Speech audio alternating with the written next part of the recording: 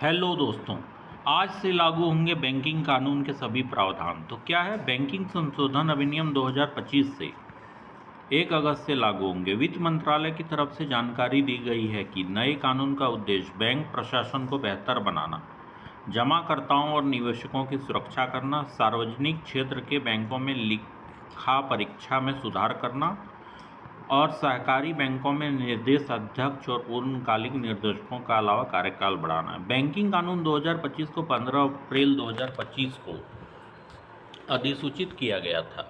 भारतीय reserve bank अधिनियम 1934, banking विनिमय अधिनियम 1949, भारतीय स्टेट बैंक अधिनियम 1955 और बैंकिंग कंपनियों का अधिग्रहण हस्तांतरण 1970 1980 में कुल 19 संशोधन शामिल हैं। नए कानून के तहत सहकारी बैंकों में निदेशक पद के लिए बढ़ी हुई सीमा को लागू किया जाएगा। प्रमुख सुधारों में पर्याप्त ब्याज की परिभाषा में महत्वपूर्ण संशोधन किया गया, जिसके तहत सीमा को 5 लाख से बढ़ाकर 2 करोड़ रुपए तक कर दिया गया। यह सीमा 1968 से अपरिवर्तित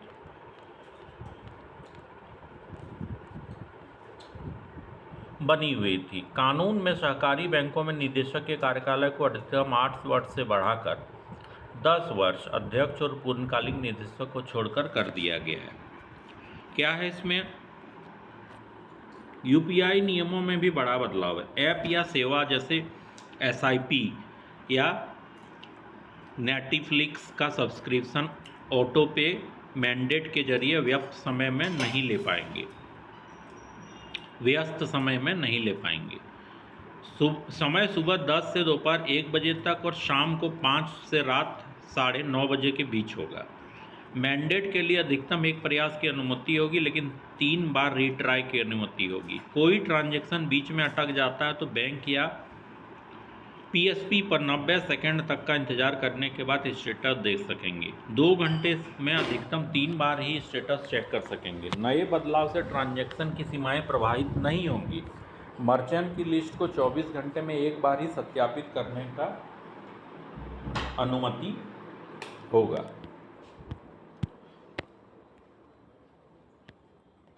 अब एक दिन में 50 से ज़्यादा बार बैलेंस चेक नहीं कर पाएंगे।